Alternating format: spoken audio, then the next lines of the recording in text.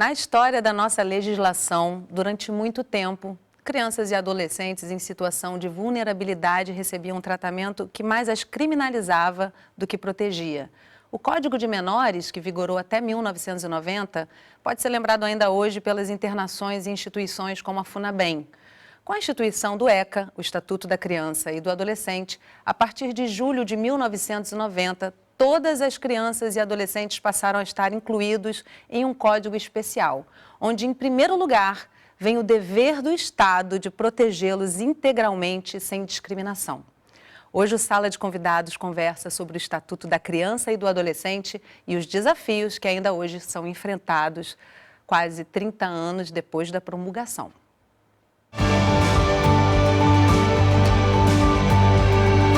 Todos adolescentes da mesma forma e precisam ser cuidados conforme essa faixa etária que se encontra.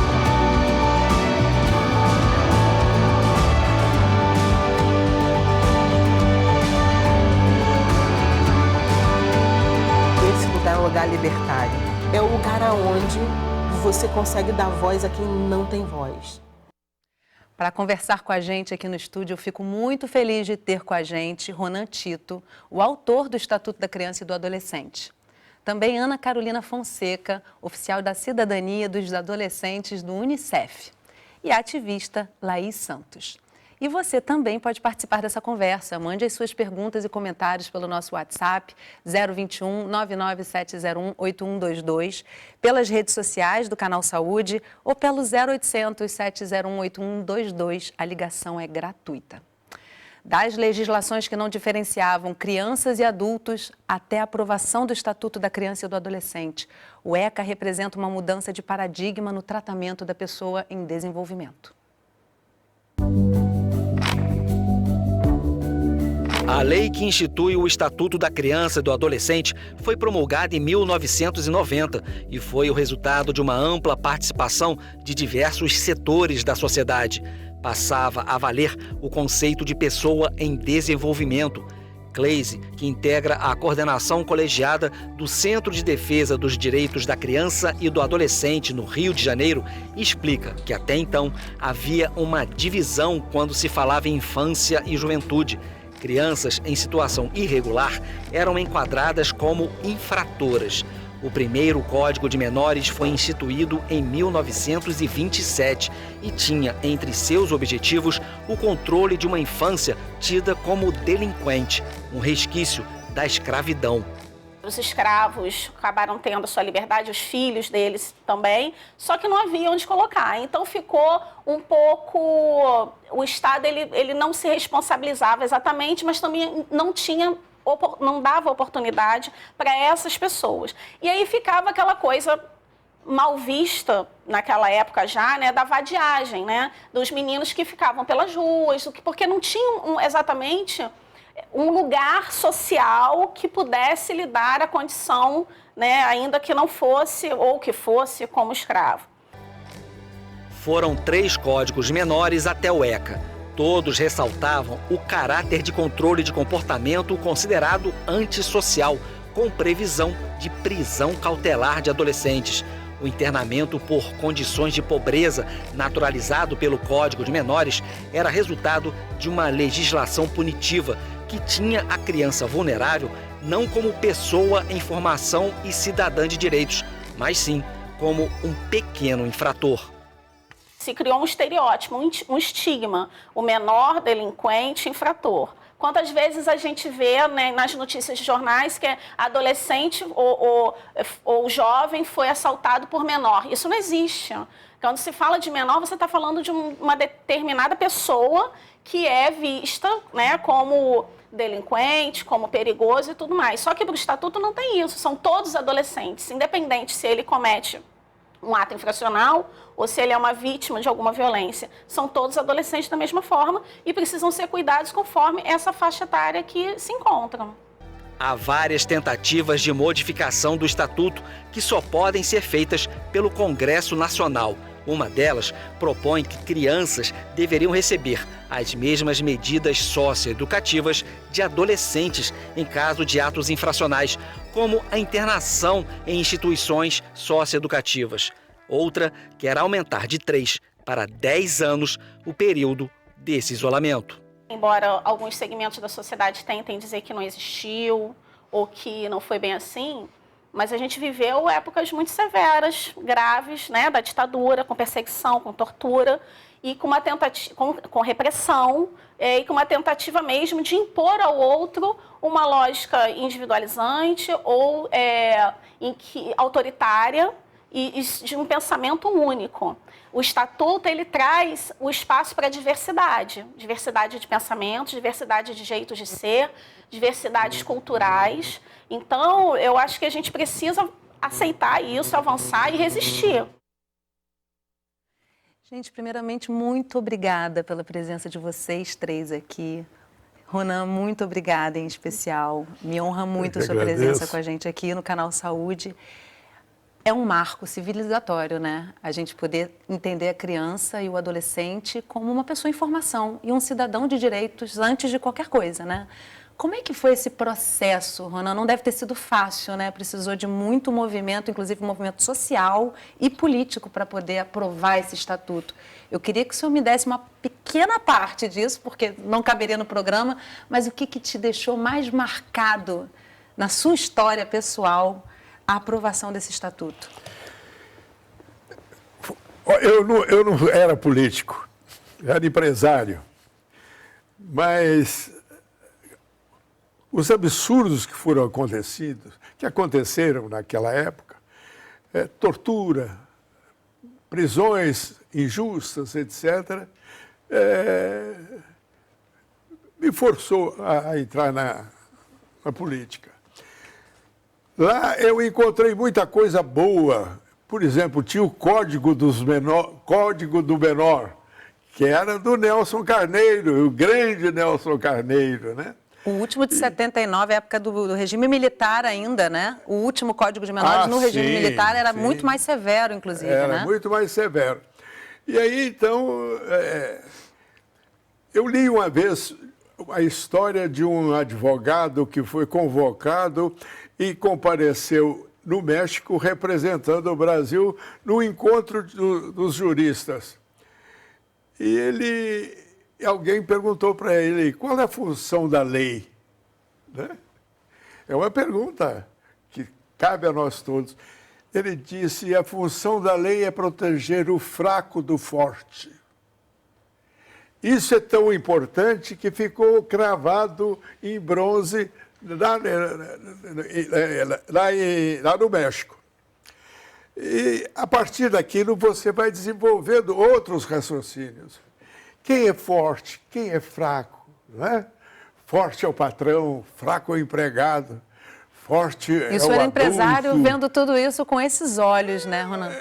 Pois é. É importante se perceber forte também para poder mexer nessas estruturas, né? Pois é, mas a gente começa a raciocinar quem é forte, quem é fraco na sociedade. No meio dos bichos é fácil, né? O leão é mais forte do que o rato. Mas e na sociedade? Quem é mais fraco? Nós começamos a conversar, eu era muito amigo do Nelson Carneiro. Me dei muito bem com ele. E ele não gostou quando eu disse que ia mexer no código, no Código dos Menores. Eu falei para ele, eu acho incompleto. Isso aqui não pode ser assim, nós temos que estender mais a maiores detalhes. Para que vocês tenham uma ideia, nós temos mais artigos no Código de Defesa, no Código do Consumidor? Dos Menores, no Código dos Adolescentes e Menores, mais do que na Constituição Brasileira. Porque você vai mexendo uma coisa, vai ficando complicado a outra, né?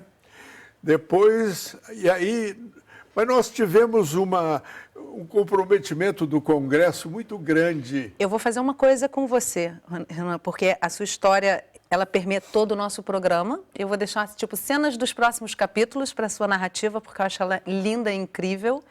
E essa participação social, para mim, já é um ponto crucial para eu segurar um pouquinho e trazer de volta daqui a pouquinho. Ana, eu quero trazer você para essa conversa, porque esse momento que o Ronan está trazendo é um momento que internacionalmente se pensava, né, nos direitos humanos e nas crianças e adolescentes como esse ser em formação. Então, eu queria que você trouxesse essa contextualização para a gente e a integração do Unicef nesse momento histórico no Brasil.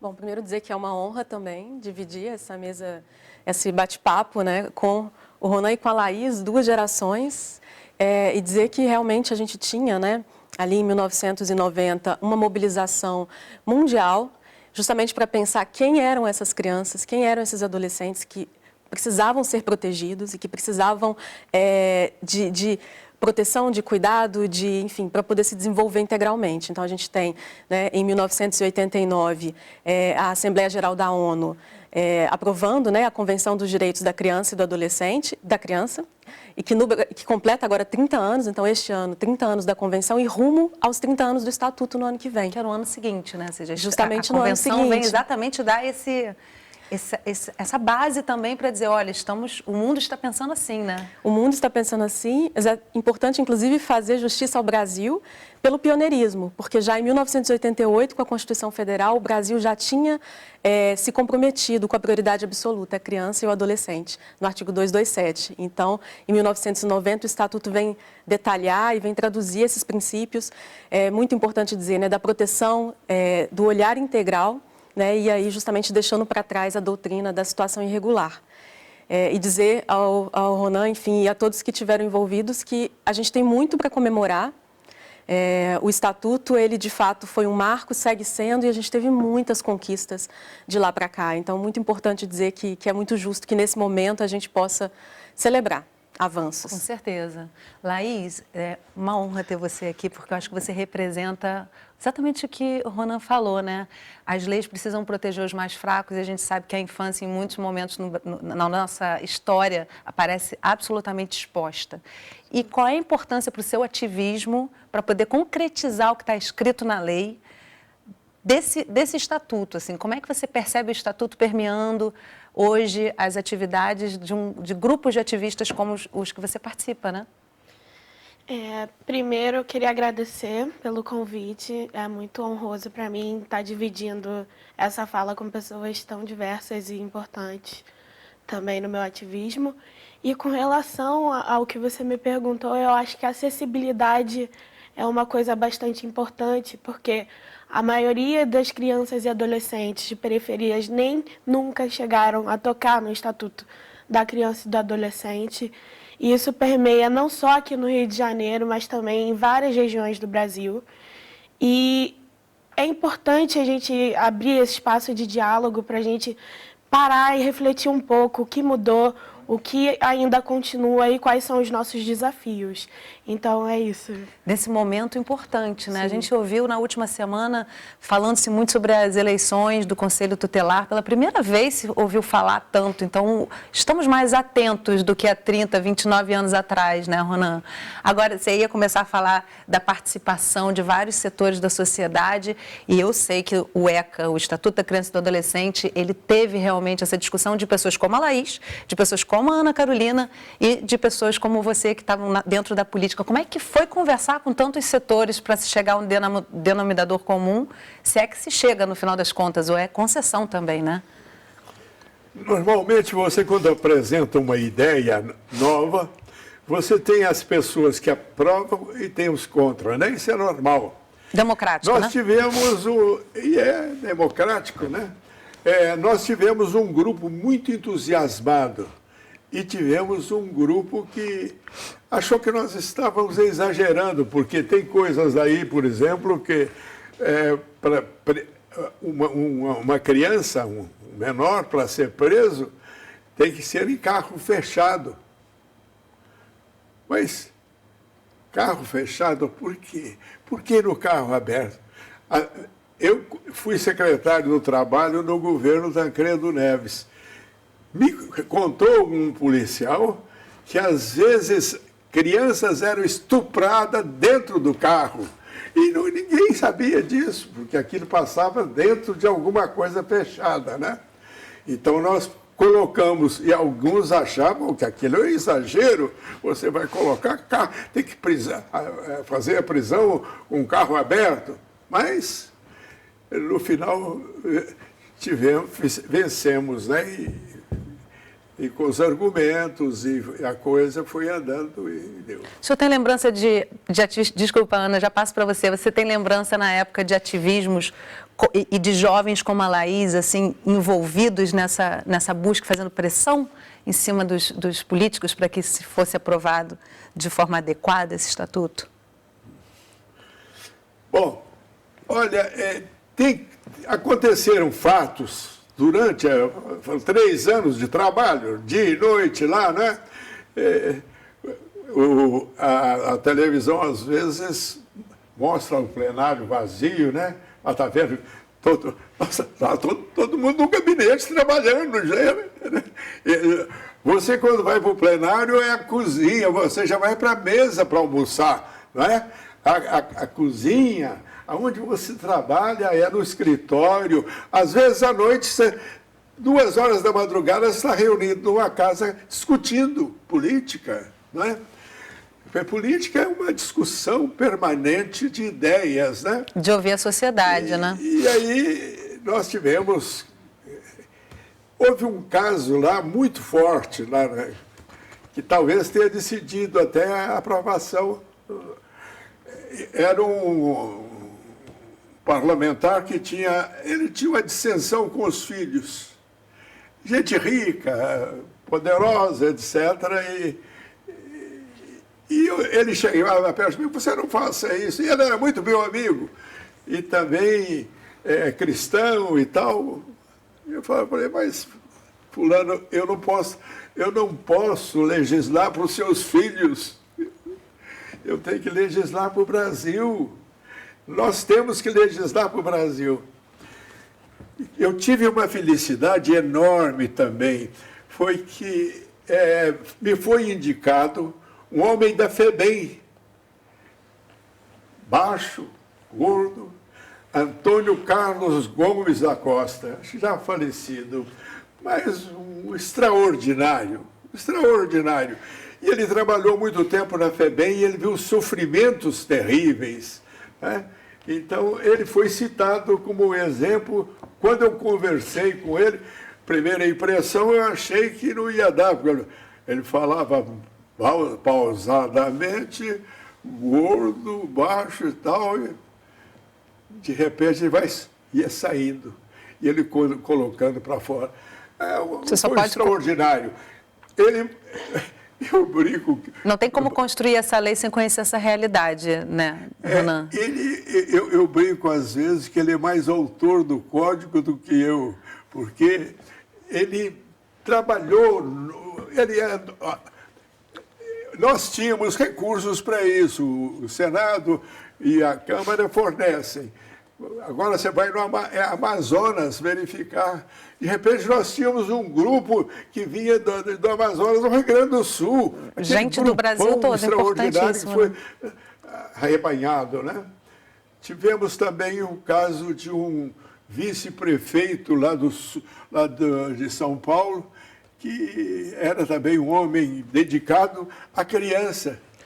A pluralidade social chegou até o senhor, de alguma forma, para poder endossar e também construir esse estatuto, né? Agora, deixa eu só trazer a Ana aqui, que ela estava querendo fazer uma colocação rapidinha. Desculpa. Isso. Essa pluralidade, né, que é colocada, o estatuto, de alguma forma, ele conseguiu também criar mecanismos para que isso continuasse. Então, para que esse processo de troca, de debate, ele pudesse continuar por meio dos conselhos dos direitos da criança. E a gente tem também aí os conselhos tutelares vindo com a perspectiva de serem pessoas da comunidade, então, também conectadas com essa realidade. E o Estatuto, então, ele traz essa dimensão. E aí é importante dizer, né, a Unicef defende de forma irrestrita a participação e a escuta de adolescentes.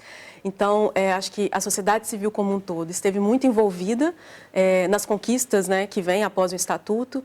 E hoje, se a gente puder dizer que passo precisa ser dado, um passo fundamental é esse, é estar com meninas como a Laís, que nos traz o alerta o tempo todo, que segue nos provocando para a urgência da gente seguir olhando para quem está ficando para trás. Porque, infelizmente, apesar de todos os avanços, muitos meninos e meninas ainda estão ficando para trás. Então, se foi uma decisão muito acertada o Estatuto há 30 anos atrás, hoje é um momento também de reafirmar compromissos. Todos os dias, 32 meninos e meninas são mortos no Brasil hoje. É uma sala de aula inteira, todos os dias, é assassinado no Brasil. Então, não tem outra forma da gente seguir sensibilizados para isso, senão estando com Laís e outras Laíses e como o Ronan esteve lá atrás com Antônio Carlos Gomes da Costa. Como é que é o trabalho do Unicef com jovens como a Laís, Ana? Na verdade... Se quiserem responder juntas, eu vou ficar feliz. É um encontro, né, é uma oportunidade para o Unicef. O Unicef, ele, então, tenta se conectar com coletivos, com redes, com sociedade civil, que está fazendo esse trabalho na ponta para poder conhecer e estar mais próximo de meninas e meninos. Então, periodicamente, o Unicef promove encontros com jovens, isso não só no Rio de Janeiro, no Brasil todo, para ouvir. Então, quando a gente pensa nos homicídios de adolescentes, a Laís esteve muito próxima do Unicef nessa discussão. Como que a violência impacta a vida dela? Como que a violência impacta a vida dos colegas dela? Então, do ponto de vista da saúde, da educação, do ir e vir à escola, e que caminhos são necessários. E a Laís e o grupo de jovens que esteve conosco, por exemplo, desde a primeira conversa, já há mais de um ano que nós conversamos sobre como enfrentar os homicídios de adolescentes, desde o início todos eles colocaram educação. A gente precisa trazer de volta para a escola quem está fora. E, estando dentro, fazer com que essa escola faça sentido e seja um projeto de vida. Então, para a gente é um termômetro fundamental. Quer me contar um pouquinho, Laís, como é que é para você estar do outro lado dessa fala da Ana?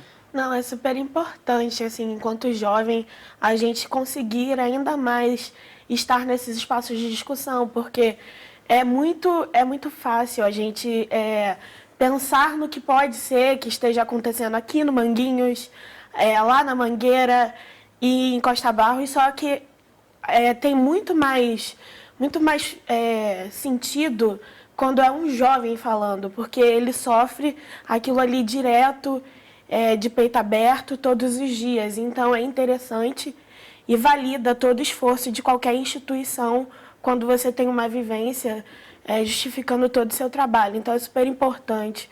E não só no sentido figurativo, foi construído para os jovens e tem todo um escopo atrás. Eu acho que a participação é um caminho que tem que ser cada vez mais viável, ainda mais para esses jovens excluídos, que estão às margens, que não conseguem chegar nos grandes polos. E basicamente é isso, a participação é super importante. E estar discutindo isso com relação, por exemplo, aos homicídios, traz um gás assim, também para o jovem, uma resposta. Porque quem sofre na ponta vê o amigo indo embora e não vê absolutamente nenhuma instituição, nenhum governo e o Estado dando nada como resposta. É sair da invisibilidade, né, Laís? Exatamente. Porque parece invisível. Eu quero só fazer lembrar aqui para quem está assistindo a gente que pode mandar perguntas, comentários pelo nosso WhatsApp, pelas nossas redes sociais, aproveitar o programa que tem uma pluralidade de vozes sobre esse assunto e a participação de vocês é super importante.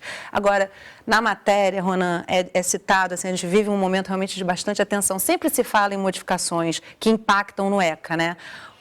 Uma delas sempre se trata da redução da maioridade penal, é continuada. O que isso representa para o ECA, para o que o Estatuto como um todo é? Reduzir a maioridade penal impacta de que forma nessa lei original?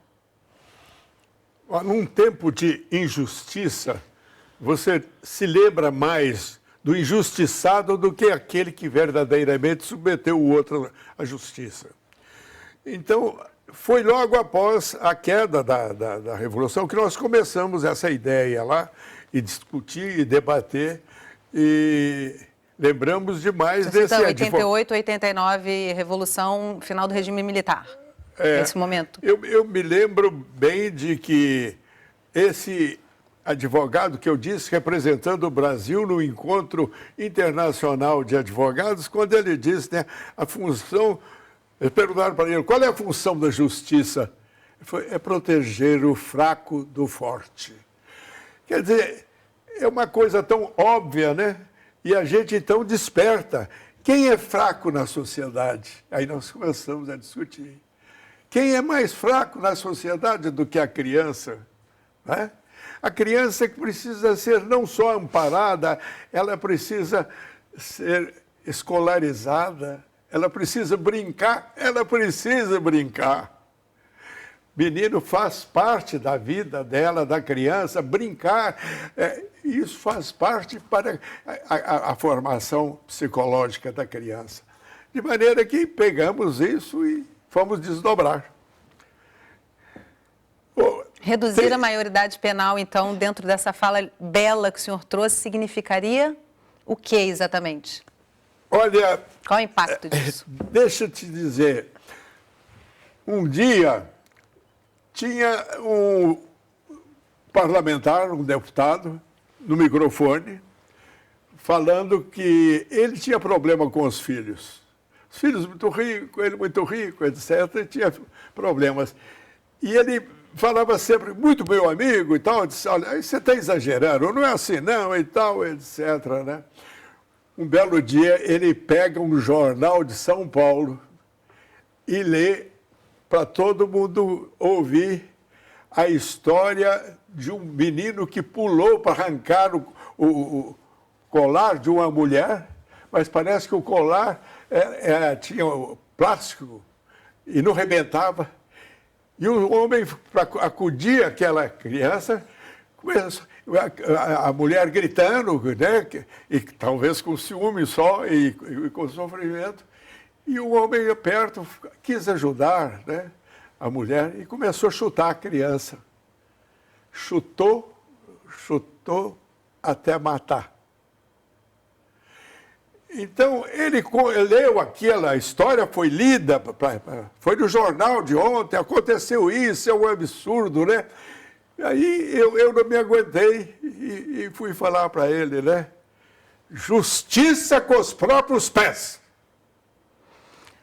Eu tenho como respondido, por exemplo, para bom entendedor, né? Eu acho que a gente precisa refletir nos resultados, porque isso aí é um encontro de situações que não começaram nem terminaram ali, né, Ronan?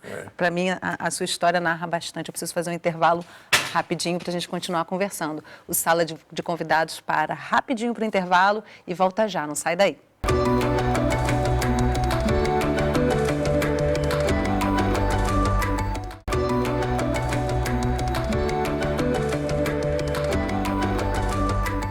O Sala de Convidados está de volta conversando sobre o Estatuto da Criança e do Adolescente. Com a gente aqui no estúdio do Canal Saúde para essa conversa, Ronan Tito, autor do Estatuto da Criança e do Adolescente, Ana Carolina Fonseca, oficial de Cidadania dos Adolescentes do Unicef, e a ativista Laís Santos. E você também pode participar dessa conversa. Mande as suas perguntas e comentários pelo WhatsApp 021 99701 8122, pelas redes sociais do Canal Saúde ou pelo 0800 701 8122. A ligação é gratuita. Você votou nas últimas eleições para conselheiro tutelar? Sabe como é o trabalho que eles realizam e por que é importante garantir as condições necessárias para que esse trabalho continue? A nossa equipe de reportagem foi conhecer um pouco da rotina de uma conselheira. Fui educadora social, trabalhei com crianças em situação de vulnerabilidade e, num determinado momento, o Conselho Tutelar acabou se apresentando para mim. E aí eu achei que podia estar nesse espaço. Liliane é conselheira tutelar há 14 anos. Ela chega cedo, diariamente, na unidade onde atua em Jacarapaguá, zona oeste do Rio. Sob os cuidados deste conselho tutelar, estão mais de 350 mil crianças e adolescentes que moram na região. 36 mil casos de vulnerabilidade, abandono ou abusos já passaram pelos cuidados de Liliane, a maioria envolvendo violência doméstica. Uma rotina intensificada pela carência de estrutura e de conselheiros como ela. A estrutura é o que vocês estão vendo, né? A gente trabalha com o mínimo possível, né? É impossível dar conta de uma demanda gigantesca que é a violação do direito da criança. Só que hoje a gente tem 3 conselhos nessa região. Eleitos a cada 4 anos, os conselheiros trabalham em colegiados com 5 membros. Apesar de a legislação não exigir formações acadêmicas específicas ou muitos requisitos, além da maioridade, para ser um bom conselheiro, se espera engajamento para a garantia de direitos previstos pelo ECA. É preciso olhar cada história e oferecer o encaminhamento necessário. A gente é instrumento no empoderamento das pessoas que acreditam que não existe direitos para elas. São crianças e jovens de até 17 anos que nem sempre têm a capacidade de buscar ajuda. Muitos dos casos chegam ao Conselho Tutelar por denúncias anônimas. Desde vaga em creche, né, desde de possibilidade de inserção no ensino infantil, até violações de direitos da ordem de violência sexual e acolhimento institucional, de vulnerabilidade e negligência. Quando recebe um relato de violação de direitos, Liliane encaminha para o órgão responsável, para o Ministério Público ou mesmo para acompanhamento da assistência social. Mas o trabalho de observação e encaminhamento de cada caso é o que fará a diferença em histórias de vida que estão apenas começando. Muitas são as vezes que a gente participa das audiências e a gente dá norte no sentido de contar as histórias, né? A lei ela é fria, né? Ela não tem essa cor, ela não conhece os porquês e na medida em que a gente está lá, a gente pode falar da história, a gente pode contextualizar, muitas coisas são mudadas, muitas coisas são ressignificadas e redimensionadas. Isso é o que me move no lugar de conselheira tutelar. Essenciais à efetividade do Estatuto da Criança e do Adolescente, cada conselheiro tem a responsabilidade de promover a mudança fundamental que o ECA instituiu há quase 30 anos. A proteção da infância e da juventude sem distinção de classe, cor ou crença. Esse lugar é um lugar libertário. É o lugar onde você consegue dar voz a quem não tem voz, né? Então, estar neste lugar é um lugar de desejo, né? Porque na medida em que eu posso ser a representação de um grupo de pessoas que não se sentem privilegiado com a política, é muito legal poder estar nesse espaço. Poder proteger, independente da crença, da classe, da cor, acho que é a grande mudança do ECA, né? A gente conversava aqui rapidamente no intervalo, Ana, sobre esse estigma que se gerou com o Código de Menor durante muito tempo, né? De que realmente a gente visualiza o que é o menor e o que é o jovem de classe média que comete um ato infracional. É bem diferente esse tratamento, né? Como é que você percebe essa mudança de paradigma e o papel do conselheiro tutelar? Qual a importância desse profissional que acaba se tornando um profissional dessa defesa de direitos? Bom, o Estatuto trouxe uma mudança de paradigma, ele se desdobra, essa mudança ela vem depois materializada em outras leis, nas políticas públicas como um todo, mas do ponto de vista ainda da sociedade, ainda tem um desafio para ser feito, para que essa mudança de fato chegue à vida dos meninos e das meninas. Quando a gente vê a discussão da redução da maioridade penal, por exemplo, é sempre um alerta a gente pensar quem são esses meninos, essas meninas que estão sendo apreendidos e recebendo essa medida de internação, que desde sempre era para ser a medida extrema, a última medida. Então, você tem todo um sistema que deveria primeiro acolher, entender o que aconteceu e promover ali o entendimento desse ato infracional com outras possibilidades, outras abordagens. E o que a gente vê é que a gente ainda tem que lidar com essa discussão sobre quem é esse menino e essa menina. Esse ano, essa eleição para o Conselho Tutelar foi histórica, né? Realmente, uma adesão nas eleições em termos de eleitores que nunca se viu. O que aconteceu? Para quem não está muito atento, a gente pode explicar o que aconteceu de diferente esse ano? Por que foi importante também chamar a atenção da sociedade para esse pleito? É muito recente, né? Então, acho que a gente foi esse final, né, há poucos dias atrás, a eleição, então acho que está todo mundo ainda tentando entender. Parece que houve também um processo aí, acho que o mesmo movimento que a gente tem visto na sociedade como um todo.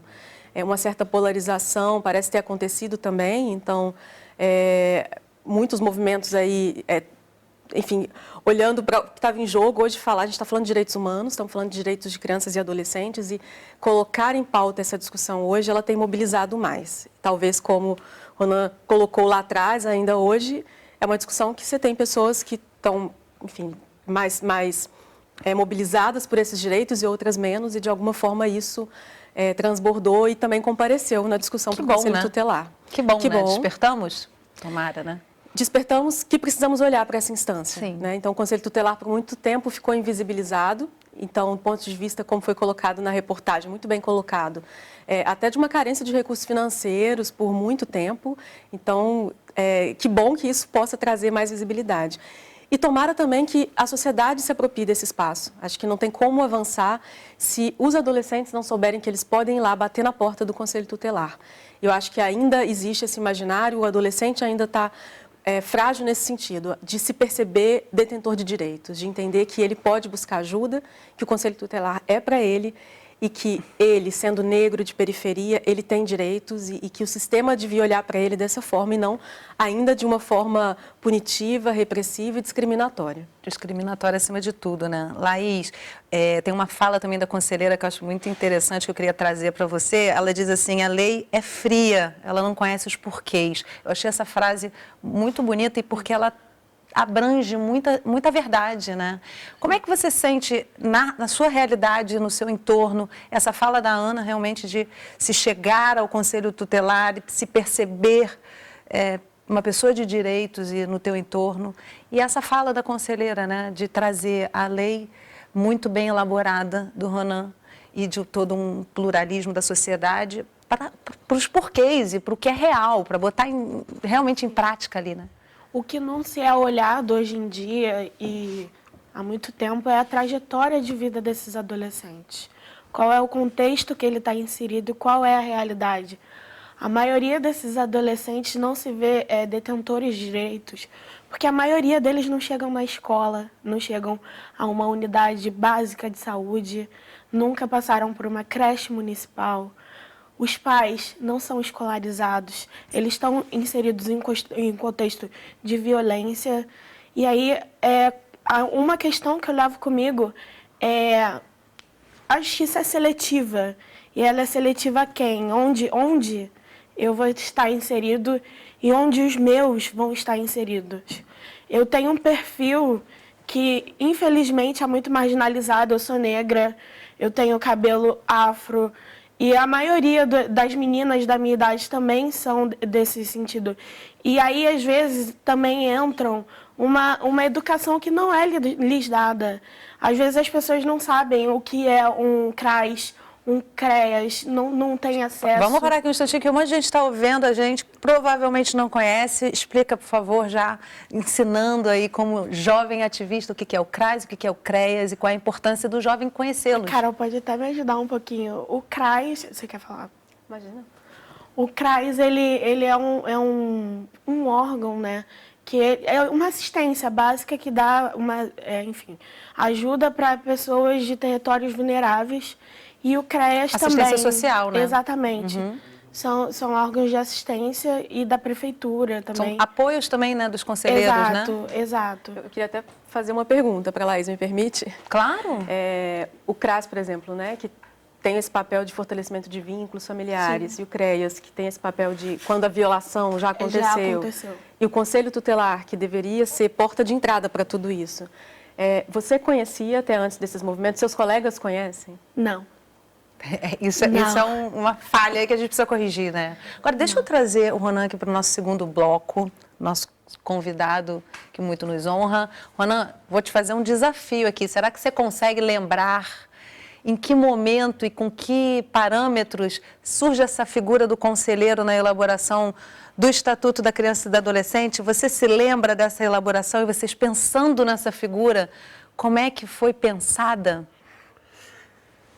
Olha, quando a Unicef, que é um órgão da ONU, nos premiou, o Congresso Nacional, levou para nós uma estátua, e aquilo foi um momento... Qual estátua? Só para a gente entender. E uma confissão do portador daquela estatueta, que já existiam 13 países que haviam copiado ou se inspirado no Estatuto da Criança e do Adolescente. Então, isso foi um momento também de entusiasmo. Agora, não é correto dizer que eu sou autor, porque, na verdade, todo mundo participou. Muitas mãos, né? O senhor escreveu. Eu coordenei. O senhor finalizou, escreveu. Coordenei, riscava uma coisa, gritava outra e tal. Né? Na verdade, aquilo foi um trabalho do Congresso Nacional, tanto que não fui eu o premiado. A Unicef premiou o Congresso Nacional. Por essas elaborações e detalhes, como o senhor disse, muitos artigos, muito detalhado, né? Uma lei que traz muito objeto concreto ali e que precisa ser implementada lá na ponta, né, Laís? Precisa ser trazida para a realidade social. Como é que você percebe, Ana? Como é que a gente faz? Eu sei que não tem receita de bolo, né? Mas a gente vê, realmente, na maior parte das leis, a gente vê a lei bela no papel. O Brasil tem uma legislação belíssima em vários setores, né? Em vários âmbitos. E o ECA, o Estatuto da Criança e do Adolescente, não é diferente, assim. Como é que o Unicef trabalha com isso e de que forma a gente pode trazer para a nossa realidade mais fidedigna mesmo ao que está escrito no Estatuto? Primeiro, realmente lembrar mesmo que o Estatuto realmente inspirou outros países. Então, uma lei que foi considerada inovadora, segue sendo inovadora e ela teve resultados importantes, né? Então, realmente celebrar o Brasil, nos últimos anos, reduziu drasticamente a mortalidade infantil, a desnutrição, a cobertura vacinal aumentou. O que a gente tem, assim, eu acho que é importante lembrar, assim, tem alguns desafios. Tem um que avançou muito em várias áreas, então a educação, por exemplo, crianças e adolescentes em idade escolar obrigatória matriculados. Foi um avanço enorme. Mas tem uma parcela da população que tem ficado para trás. Não alcança, né? Que não alcança. E aí o que o Unicef tem feito? Convocado parceiros para pensar em políticas ainda mais especializadas, ainda mais específicas. Quem está ficando para trás, no geral, ele representa ali vários fatores de vulnerabilidade, como a Laís coloca. Então, é o menino que é negro, que é da periferia, ou você tem essa menina negra, como a Laís colocou, e que às vezes tem uma deficiência e que isso vai a colocar em mais vulnerabilidade de uma violência. Então, é um momento de olhar para quem fica para trás e fazer um estudo, um entendimento mais aprofundado. Isso é um capítulo. E outro fundamental é a gente não perder os avanços que vieram até aqui. Então, a gente, infelizmente, né, de 2016 para cá, pela primeira vez em 26 anos, a gente teve um aumento da mortalidade infantil. Então, conquistas que já estavam sedimentadas, a gente tem vivido hoje, né, tem visto um sinal de alerta importante. Então, a gente não pode perder o que já conquistou e a gente precisa de um olhar mais especializado, mais aprofundado, políticas mais específicas para chegar onde a gente ainda não chegou. E quando a gente verifica que o Estado está indo, afrontando alguma parte do Estatuto, por exemplo, entrando em comunidades, prendendo, aprisionando um jovem, como é que se lida com isso? Porque muitas vezes existem, pela mão do Estado, uma força bruta entrando principalmente em comunidades e tendo determinadas ações que afrontam o Estatuto. Como é que se lida com isso, né? Estou fazendo uma pergunta de uma resposta de $1 milhão, né, Ana? Mas é super complexa a situação que a gente vive, né? Não é simples resolver esse estado de coisas que a gente está vivenciando, né? Bom, é o que eu dizia, é não perder o que já foi conquistado e ir ainda além. Então, o Unicef, ele vai sempre investir no diálogo, na cooperação. Então, o Unicef está junto.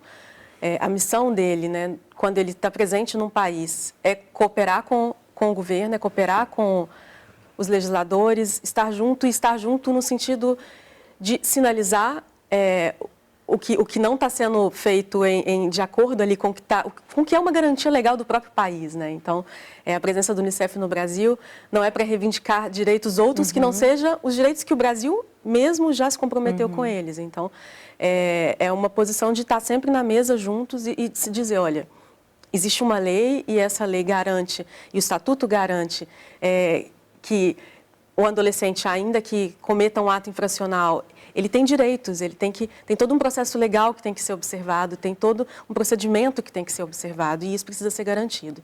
Então, a Unicef segue cooperando, segue junto aos governos com esse sinal de alerta. Aqui no estado do Rio, tem um comitê de prevenção de homicídios de adolescentes, onde tem hoje 24 instituições presentes. O Estado está presente por meio das suas secretarias de Polícia Civil e Militar, institutos de pesquisa, o próprio Ministério Público, onde, por exemplo, a Laís hoje trabalha. Então, com uma rotina mensal de encontros, fazendo pesquisa, fazendo interlocução com territórios, não tem fórmula. É trabalho de formiguinha também, né? Porque a lei vai ali e estabelece um ponto de partida e ela não muda a sociedade automaticamente, né? Ela precisa de um processo histórico também, traz um né, respaldo, mas a gente tem que seguir lutando. E aí é nesse trabalho ali de trazer o jovem para si, né? Como é que é esse trabalho que você faz junto com o Ministério Público, Laís? Então, eu trabalho na assessoria de direitos humanos e de minorias do Ministério Público, junto com 2 promotoras. E eu participo mais mesmo da agenda de adolescentes, e aí a gente pensa até mesmo nos adolescentes do Ministério Público, enquanto jovens aprendizes, e também junto com o Unicef, né, junto com o comitê, que é entender os números, entender as trajetórias de vidas, e junto com a plataforma de centros urbanos. Então, a gente entende, e tem uma diversidade linda também de adolescentes, que é desde a Zona Sul, que é a Thaís, que é da Rocinha, a Costa Barros, que é a Késia da Pavuna, e a Pamela de Costa Barros. Então, e tem o Patrick, que é de Guaratiba também. Então, a gente entende e ouve as vivências e tenta, enfim, articular internamente lá no Ministério Público e também com parceiros, que no caso é a Unicef. A Laís, com 19 anos, ela representa, né, junto com as promotoras, o Ministério Público no Comitê de Homicídios, de Prevenção de Homicídios, absolutamente respaldada, né, e com um espaço de fala ali super estratégico. E esse é um dos caminhos. Como é que, se um jovem que está assistindo quiser participar? 2 perguntas que eu tenho para você. Ele precisa ser de comunidade? Porque às vezes eu fico pensando que talvez um trabalho que precisa ser feito é trazer essa juventude da Zona Sul fora das comunidades, ou seja, do asfalto mesmo, para mostrar essa realidade, para trocar essa realidade, mostrar, olha, é assim que funciona, não é só como está no noticiário, né? Essa é a primeira coisa. Então, um jovem, seja de comunidade, ou seja, um jovem do asfalto, que mora num condomínio de luxo, o que seja. Como é que esse jovem faz para acessar um grupo como o da Laís e se integrar a esse trabalho? Um canal importante que o Unicef tem hoje é uma ferramenta que chama U-Report, que no Brasil o Reporte. É uma ferramenta em que o Unicef faz consultas a adolescentes sobre situações que impactam sua vida, e aí todos os adolescentes estão mais do que convidados, e ali também ele recebe retorno dessas consultas e recebe informações. E aí sugiro também que sigam os canais do Unicef nas redes sociais, onde a gente também divulga essas oportunidades, esses momentos de estar com a juventude. E que ocupem todos os espaços da cidade, que procurem um Conselho Municipal dos Direitos da Criança, um Conselho Estadual, um próprio Conselho Tutelar. Entenda o papel do Conselho Tutelar da sua região, a Zona Sul também tem um Conselho Tutelar. E a partir do momento que você acessa uma porta, como a Laís fez, eles vão ter acesso a outros espaços. Como é que você acessou essa porta, Laís? Através do Rap da Saúde, que é um projeto da Secretaria Municipal de Saúde, que é o jovem como promotor da saúde, né? Que aí facilita a entrada da criança e do adolescente nas clínicas de família. E aí a gente é de jovem para jovem. E era muito bom participar, não estou mais lá, mas era muito importante participar e você ver a pluralidade. E a gente fazia ações em diversos lugares também da Zona Sul, não era só em comunidades, também era no asfalto. E aí isso me trouxe uma abertura de portas assim, infinita, e eu acho que o primeiro passo é realmente estar por dentro, procurar informação. Hoje o adolescente, o jovem, não digo todos, que não são todos, mas tem uma ferramenta que é a internet, então estar seguir as redes sociais do Unicef também, estar por dentro Primeiro também. passo é querer, né, Laís? Tem que querer, né? Porque as redes sociais abriram esse espaço para a gente também se interessar pelos assuntos. Fica aí a pulguinha. Agora deixa eu trazer o Ronan, que está aqui admirado, olhando a Laís, falando disso. Eu acho que isso também é uma realização, né, Ronan? Depois de quase 30 anos, quer dizer, na verdade, mais de 30 anos, se você for contar os 3 anos aí de elaboração, você vê os frutos que o Estatuto traz, que são muito importantes, né? A lei não diz tudo, nem há como. Mas lá tem o caminho todo, os grupos, como é que você cria o grupo, como é que você cria, como é que se deve.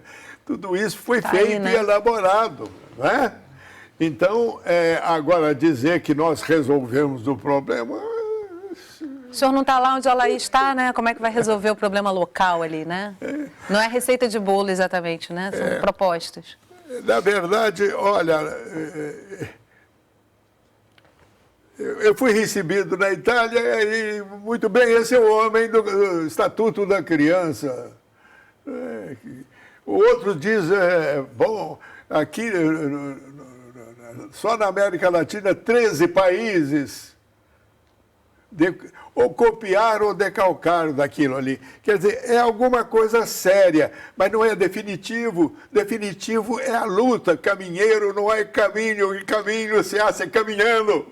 A sociedade não é definitiva, né? Hein? A sociedade não é definitiva, ela está sempre mudando, a gente tem que ir acompanhando, caminhar, né? Tem que acompanhar as mudanças sociais para poder atualizar a lei. Se o senhor fosse convidado hoje para atualizar o Estatuto, o senhor mudaria alguma coisa?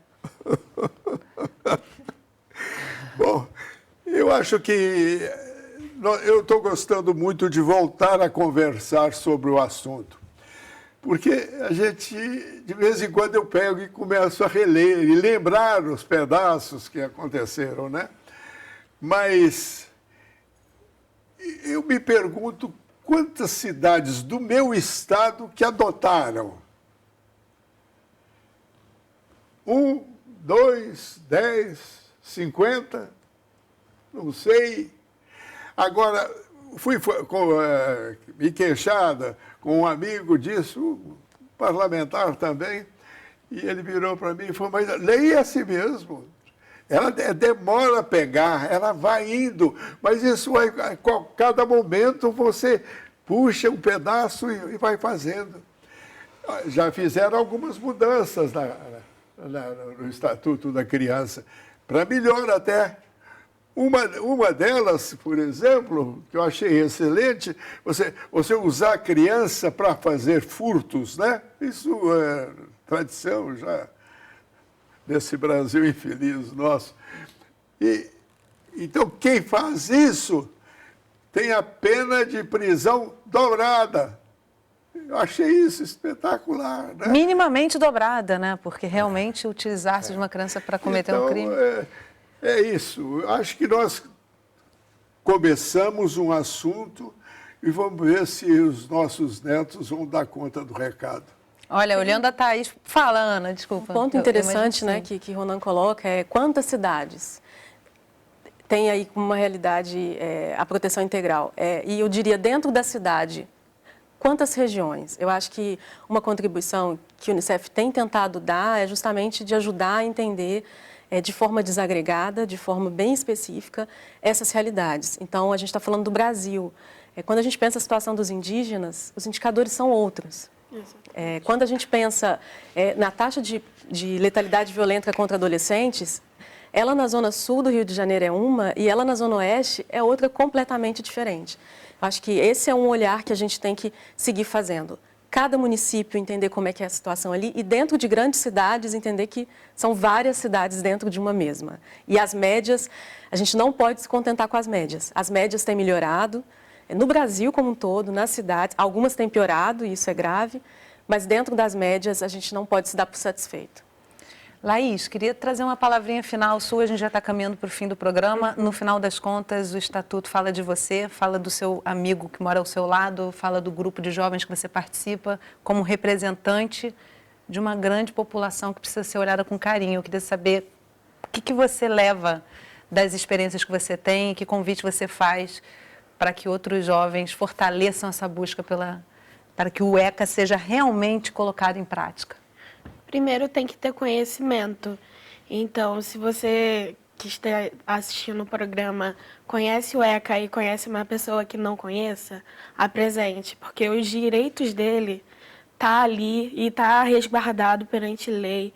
É um direito fundamental, o direito à vida é fundamental, a educação é fundamental. E o que eu levo mesmo é a garra e a esperança de que a minha geração não seja representada só por mim, mas por outras milhares de crianças e adolescentes. Gente, muito obrigada por esse programa. Eu acho que é um programa de serviço também. Essa sua fala é muito importante. Laís, parabéns por estar nesse lugar, por estar fazendo esse convite e que muitos jovens te escutem. Na verdade, parabéns para cada um de vocês, porque cada peça que está representada aqui é fundamental. E, Ronan, mais uma vez, muito obrigada em especial pela sua presença. Você veio de longe, pegou um avião, 88 anos, essa pessoa está aqui trazendo essas informações e essa história.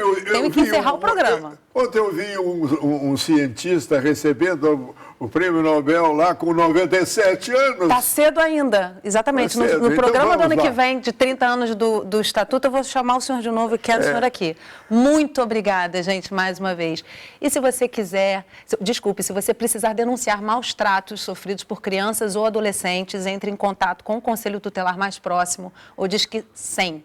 Faça a sua parte. E obrigada por acompanhar o nosso programa de hoje. Você pode rever essa conversa, compartilhar esse programa. É só entrar no nosso site, canalsaude.fiocruz.br, e a gente tem um encontro na próxima semana. Eu te espero. Até lá.